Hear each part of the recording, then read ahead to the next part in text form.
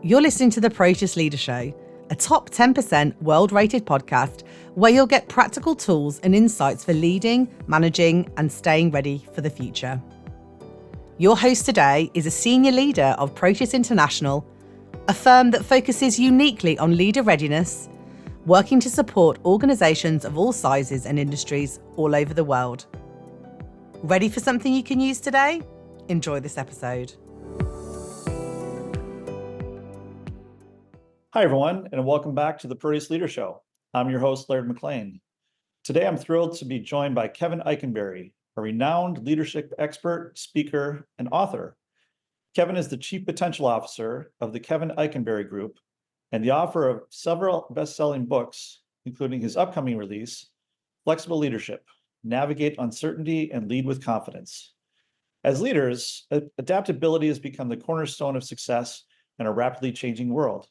And Kevin's work is a masterclass in developing the mindset shifts we need to thrive. In today's conversation, we'll explore what it means to lead with flexibility, embrace change, and cultivate a mindset that not only survives, but thrives within uncertainty. Kevin, welcome to the show.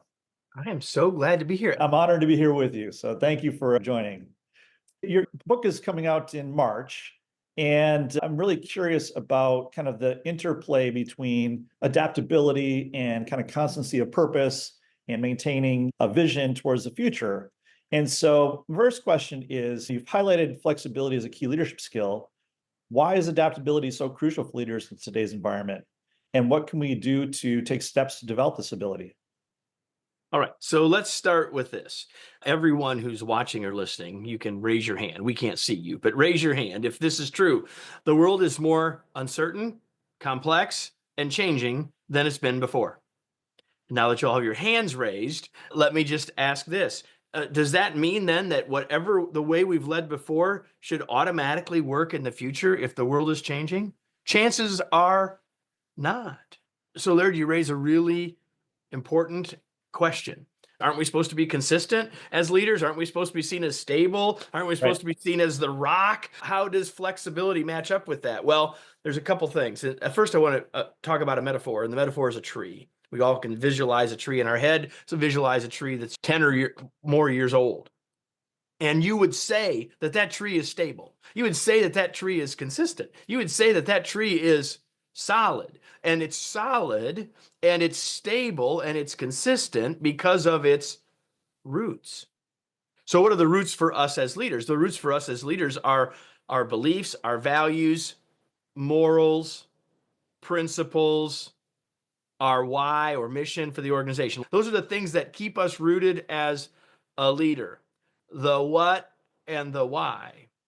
Okay. But if we look at that tree above the ground, we know that if there's any sort of wind in any way, that tree is going to do what?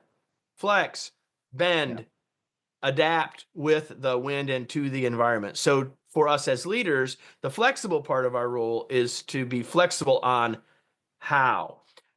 Consistent on what and why, flexible on how, which gets at a big point of the whole book, which is in almost every situation, we must think about things in a both and world, not an either or world, right? It's not, should we be consistent or should we be flexible?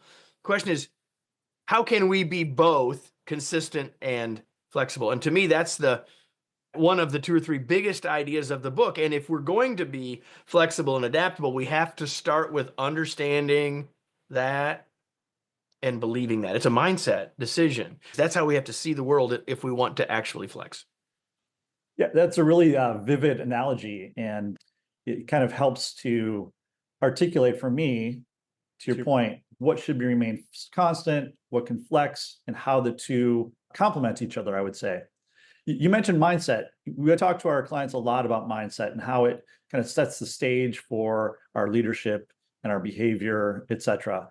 Can you talk to me a little bit about what kind of mindsets maybe hold people back from doing what you're talking about, and that is flexing the appropriate way given the situation and the environment? Well, I think one of the things, and I know that you want to talk about style before we're done, so I'm going to hook those two things together, Yeah. because I think one of the things that holds us back, number one, we've already talked about one of those things. If as a leader we think our job is to be stable and flexible and the rock and the one who knows everything and has all the knowledge, then that is in itself keeping us from moving to a more flexible approach. That mindset is the barrier, right? But another barrier is what we believe about ourselves as leaders, but what we see as our leadership identity, right? So for people that have been doing leadership development longer than you and I, Laird, and the shoulders upon which we stand are folks who did all sorts of research, did all sorts of things to help us better understand leadership. And what many of them did was create models and create approaches to leadership style so we could understand our style. Yeah. Which is great until it's not. So I have a prop here for those of you that are watching. I have a toy tractor here, and this is a model of a real tractor.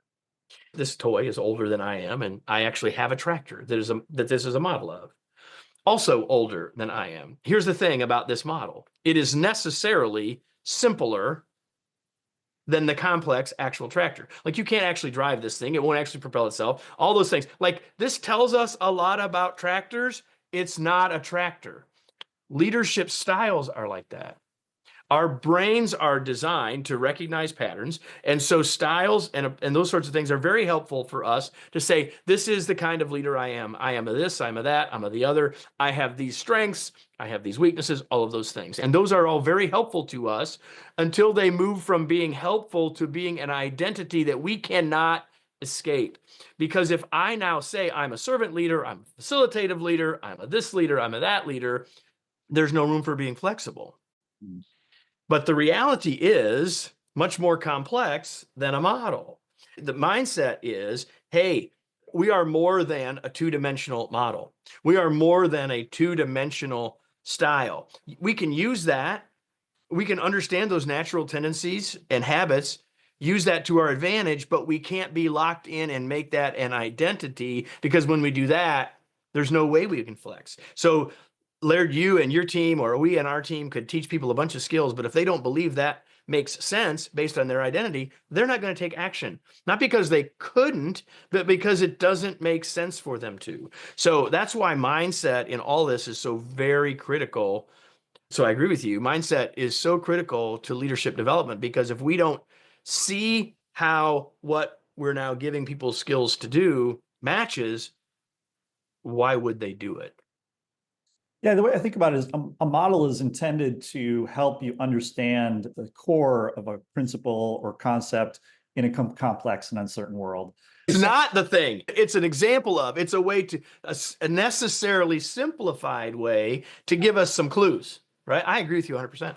And what I hear you saying, though, is sometimes if we embrace it too closely, it can limit our thinking, limit our behavior, limit our beliefs in terms of what can be accomplished or how to act in given certain situations when the model just isn't as robust enough to account for it. So if you've ever heard a leader say, well, that's just how I lead, and they're going to have to get used to it. Well, so first of all, if you've ever heard that, you know how you responded to that, and it probably wasn't all that great. But the more important question is, have you ever said it? Right? Or have you not said it, had people be led to that? Well, you can expect that out of Kevin. He's not going to ask questions. He's going to talk first.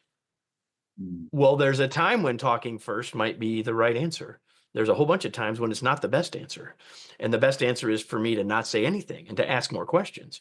And so that's an example of what we would call a flexor. Like, should I talk or should I ask?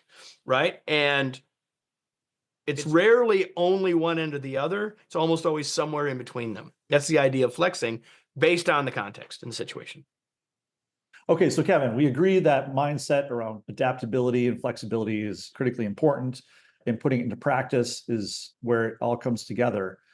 How do we, as leaders who've been doing this for a while, continue to adapt that mindset and put it into practice in such a way that it is effective and overcomes perhaps some of the bad habits or just habits, period, that we've adopted over our lifetime of leadership, and adopt that flexible mindset? Yeah, it's that last part that's the key. It's the fact that we all have habits, good or bad. We have habits, and so many habits that we have are so helpful to us in so many ways, right? And yet sometimes they can get in our way. And so habits in a leadership context are often the things that we then do automatically without thinking. And so we get asked questions, we get asked to make decisions all day long.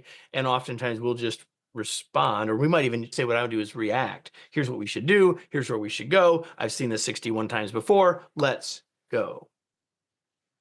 And the challenge is that if we only ever do that and follow those habits, there's no way that we're going to be flexible because our how isn't going to change.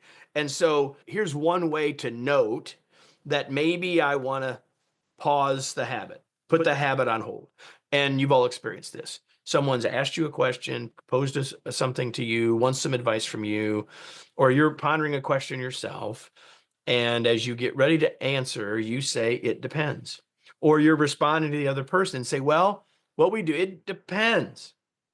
And if you hear it depends, or you think it depends, that's a cue to put the habit on hold. Because what do we do then? What do we do next? We then check it out. We try to learn a little bit more about the situation and the context. And what it depends on then might lead us to react, respond, decide, lead, communicate differently. Maybe when we get the context of it depends, we decide to do what we would have already done naturally, habitually before. And if that's the case, we probably come out of that with even more confidence that that's a good choice. However, if we put the habit on hold and we take a look at the it depends, whether that's in a 4-second mental scan or a 4-hour sort of curiosity sort of approach to gain some more perspective from other people, whichever that is, and it leads us to a new place, now we've literally been flexible. So habits are the brake on flexible, because we won't be flexible if we do what we've always done. And so we've got to find times and situations where it requires us to be intentional about considering something else. And I'm finding that it depends is an awfully good cue, not the only cue, but a good cue for us to say, well, wait a minute, let me just think about this a little bit more before I just do what I've done 67 times before. Yeah, I love that advice because it's a very simple statement that can interrupt your habitual response. And to your point, gather more information, give you time to consider, explore options before you take a direction. So thank you for that. My pleasure. Okay, so if we're able to adapt this mindset of adaptability and put it into practice, what kind of results should we expect coming from that? How can I tell if it's having a positive impact on my leadership? Well, I would like to hope that us as leaders are always taking time to reflect, whether that's on our drive home, if we're going back to the office, turning off the podcast, turning off the radio and saying, well, what worked today? What didn't work today? What do I need to do differently? So I would like to hope that we're already doing that. But if we're not, that's where I would start reflecting on what's working and what's not, reflecting on not just whether it was comfortable, because if you go counter to your habit, it might be uncomfortable. Sure.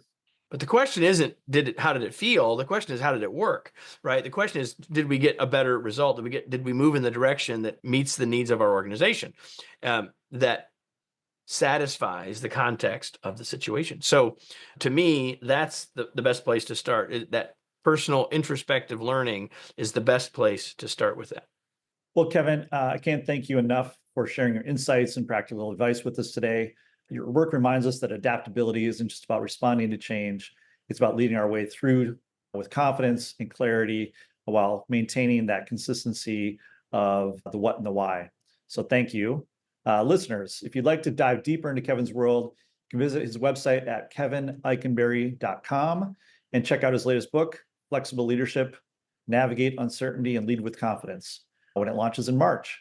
For more resources on becoming a future-ready leader, visit ProteusInternational.com for episodes, tools, and insights.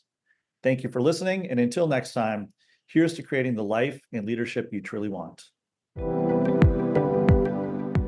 We hope you're feeling better equipped to create the career, the business, and the life you want. To find out more about how we support our clients in leadership, learning, and change, visit us at proteus-international.com. Have an excellent day, and thanks for listening.